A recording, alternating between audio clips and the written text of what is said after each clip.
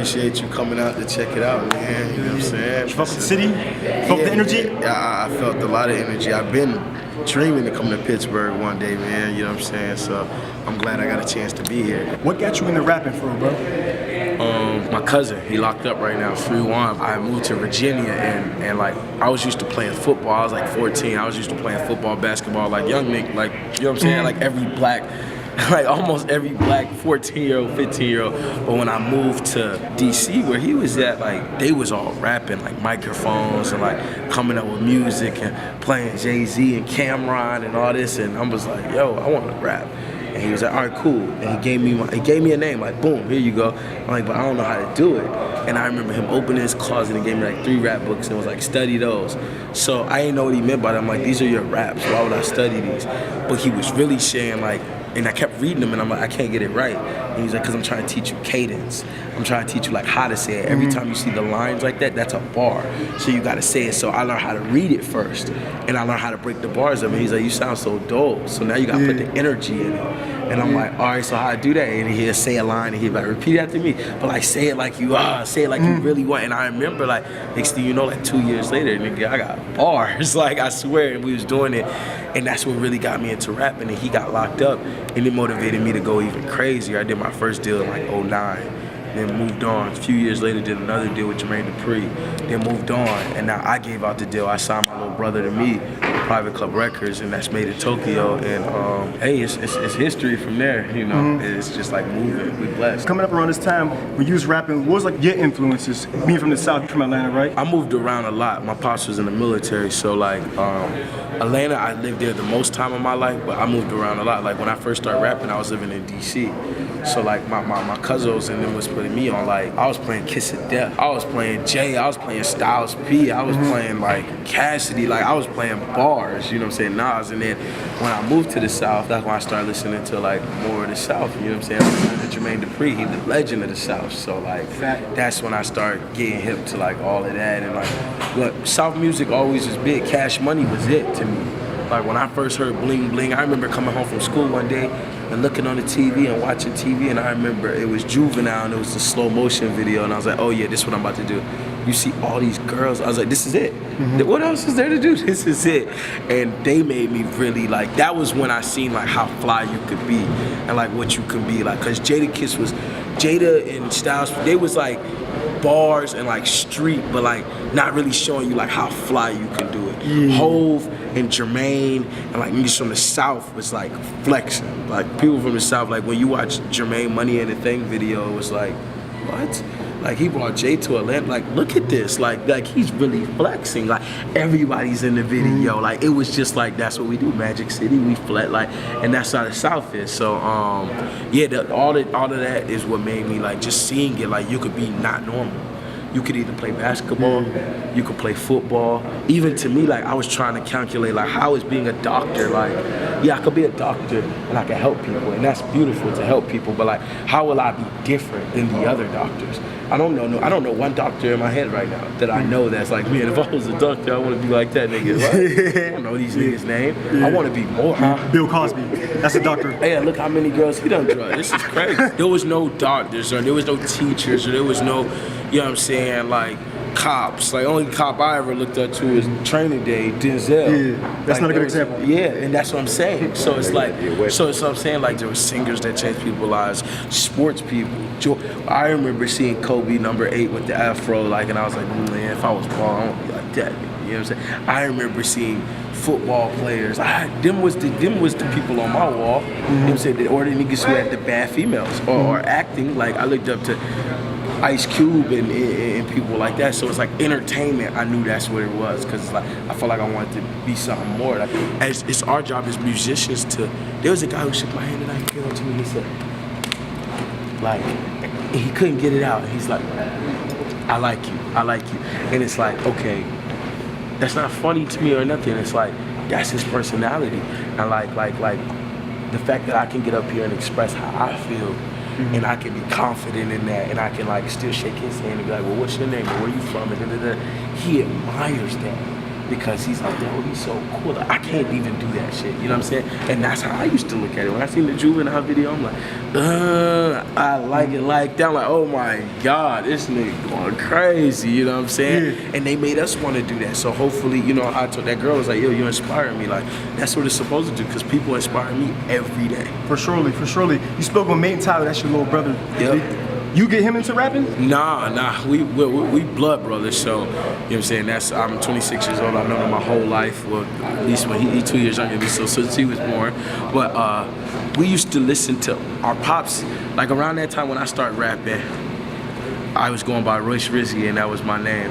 And Tokyo was going by Jamal Davis. This is rare. I never talk about this. Tokyo was going by Jamal Davis, a hip hop name. You know what I'm saying? That's his government? Yeah, no, that's his middle name and his last name. But like, it's government, but not the full name. But anyway, long story short, we used to listen to like music choice. Like our pops used to have it where you can listen to like on the cable, you can go all the way down to the rap channel and listen to the rap channel. So we would listen to the rap channel because we didn't have no CDs or we didn't have nothing like that. We could just listen to it on cable. So we listened to the rap channel, and when it would come on, or if it was 50 Cent or whatever it was, me and Tokyo would just like freestyle to that shit, like to the beat over them niggas. And then we finally got a computer and got Kazaa, and like we was downloading instrumentals, and then we was just remixing shit, like me and him just remixing. Then we got into high school, he got into the girls a little more, and like me, my whole motto was like, I don't need no girlfriend in high school. Like, I like you, you cool, you know what I'm saying, but like, you want to rap? I was making all the girls that I was with rap. It's like, you know, he gonna make you rap on this track. I was making them rap. Like, I was writing their raps like, yo, do this on the voice. Like, you should sound like Diamond from Crime Mob, and I'm gonna do this. Like, I was making my girls rap. Like, that was it. So Tokyo go to the movies, I stay rap, I stay rap, I stay rap. I finally got a break, you know what I'm saying, with it. Somebody was like, yo, come to Atlanta, like, you know what I'm saying, at DTP, and I was fucking with Scrappy and Ludacris and all that, man. It was just like, cool, I left. Tokyo was still back home in high school doing this shit, I left. And then got out of that situation, moved to Jermaine and kept going. And then Tokyo seeing how much I was doing and was like, yo, I want to really do it. Like, I know I just be bullshitting sometimes, but I got a song. I'm like, let me hear it. His first song, he let me hear Uber Everywhere. I'm like, I heard it and I was like, I ain't sure. It's different. And then I remember somebody told me one day they was like different wins, and I was like, all right, let's put that. So I heard it's different, and I was like, cool, whatever. I put it on my SoundCloud, because he didn't have one. So I put it on mine, and next thing you know, Fader, everybody started picking it up, and he blew, like, you know what I'm saying? I started managing him. I stopped rapping. I started managing him. I said, fuck you, rap. I'm about to get this money because I know what to do with it. Start managing him. He started taking off. And once he won, went platinum and shit. I'm like, all right, it's time to rebrand myself because I know what to do. I just did it with him. So yeah, man, we here now, man. I'm blessed. You made a project with your brother before, what, 24 nights in Tokyo? 24 hours in 24 hours in Tokyo. Yep, it was lit. Y'all got another joint collab project? We gonna drop every year. Like Ho said, he gonna drop every summer. We gonna drop every year together, a song, a project, or an album, something. We gonna do something every year. And you working on your debut album, right? Yeah, I just made Dolla the executive producer on it, and it's super dope. Like, we got some dope features on there so far. Me and Ty about to put out an album called $24, and that's crazy. We got Future on there, Wiz on there. It's crazy. So is there a connection with you and Wiz? That's my brother. Yeah, that's like, he fucked with me when I was Royce Rizzy. He did a song with me. He support me now. He come to my shows. Like, he perform at all my shows. Like. We talk for hours, like, you know what I'm saying, we on FaceTime. Like, it's crazy for me to perform here, and now you perform, people, like, Wiz knew I was coming here before half the people in here knew I was coming. He knew I was playing the records. He knew the whole thing. Like, if you look like everybody on his team, like from his manager Will, to engineer Ricky P, to Chevy, to everybody, like, everybody, it's just like a big family, like, especially with Ty over there, Taylor Gang, like, you know what I'm saying, like, we just family and look out for each other. And Rolling Papers 2 coming, like, I'm on there with him, and it's crazy. A lot of people have been expecting Rolling Papers 2, waiting for that. It's so how far done are they? Wiz played me like over 20 songs, so it's like, it's gonna be a double-disc project. It's so crazy. Like, I've been there since Wiz put out this joint called the ATL Freestyle, so it's like, I remember him on that. I remember when I first saw his video, so like, sitting, like, literally, I had my listening party for Night Shift, the project I put out, and Wiz showed up. And I texted him when he was on the way. I was like, yo, I want you to really hear these songs. And he said, cool. And he texted me, I want you to really hear my stuff. And like, literally, I left from my listening party at 2 a.m. in the morning.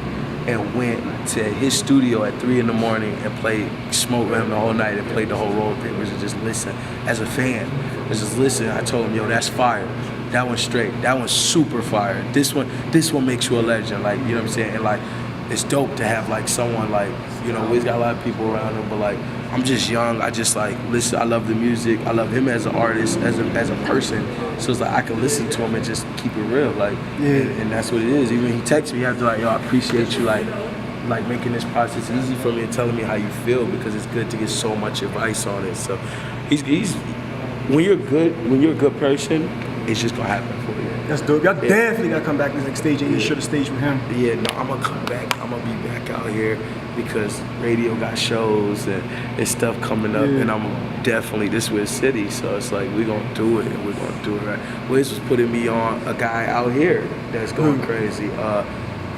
Wapo. Jimmy Wapo. Yeah, crazy. When I heard it, I was like, who is this? He's like, he's from my city. He's hard. Like, so whoever, shout out to bro. I ain't meet him, but like, he got next for sure. Speaking of these shows, how you feel about like being on stage? You like the smaller environments, be more intimate with the crowd, like touch the people, like I see how you just were, or like the bigger arenas? I like the smaller crowd because I can meet everybody. I like the bigger crowd. Like, I like this size room even when it's full because I can still meet a lot of them. The arenas I like because you get a chance to be on that platform and see how it is, you know, and like you gotta win them over. I like that. I like everything. 10 people in here, I would have still gave the same show. That's dope. Because it's like they be like, you be mad, or artists be mad. And I teach Tokyo. It's like if it's 30 people, you can't show them you mad that it's only 30 people because they gonna be like, bro, I still paid. Like, I still deserve to see your show. Just like all these people still deserve to see me do every song that I did and turn up. It's like, I want them to leave and be like, you didn't go, you're asleep. He killed it last night and he brought that. I'm gonna tell you, someone's gonna leave here and be like, bro, had screens, the lights was going crazy. He caught Ty on FaceTime. Like, bruh, you missed it. And I drove 2 hours for it, and I'm glad. Next time you see him, it's gonna be sold out and you can't even meet the nigga. And that's how it be. And it's like, it'd be rare for those special people that come the first time. Yeah, look, I noticed you real like strategic with like your marketing plan and you rapping. You said when you rebranded yourself, you didn't put your face behind the music. You want people to fall in love with the music. Yeah. Another thing you said, you was talking about like hard ticket sales. Like those are the people who really like win the label over in terms of like negotiating versus people who just do clubs. Like, you got someone in this industry giving you game all this stuff? I mean, I went through it 10 years, so it's like, I got my first deal 08, 09, you know what I'm saying? I've been through it for so long where it's like, it's 17. That was 2009, that was over 8 years ago. I've been through it so long where it's like, you live and you learn. You mess up and you do it again and you do it again and you do it again. I had people like Jermaine Dupri who I was signed to and people that I've been around. So it's like, I've been through it so much where I should know. It's like if you do some shit and you keep fucking up 5, 6 years, if it's a 7 year and your cousin like, but you keep doing the same shit, like you gotta get better eventually. Let me ask you this, what's the biggest thing you learned from Jermaine Dupri, being around him? You can't rush it. Don't rush nothing. JD used to be like, I don't understand, like, you ready just to put it out? Like, you want to put it out right now? Like, yeah, that's the thing with the young culture. Y'all just throw shit out. Like, you just want to put it out. Like, no, you can't put it out. We got to master this. We got to do it right. Like, we really got to do it right. And I used to be like, come on, like, let's drop this shit. What you talking about? Niggas is SoundCloud and shit is waving. But in a sense, you can't rush it. You know what I'm saying? And I be with Ty now, and he be saying the same thing. So that's some real rap. What else you got expecting coming up? Open Late, the album. What You Like video with Ty and Wiz coming out next week. I just dropped a video today called Nobody. And just more music, man. More music and just growing and being able to come here and talk to people and do what I gotta do. Oh, Madeintyo. Damn, it failed. Oh, he called me 3 times. What the fuck? Yeah, I go by the name of 24 Hours. Shout out to the New Wave Podcast. We here in Pittsburgh. Just shut the Rex down. We out here, man. Salute.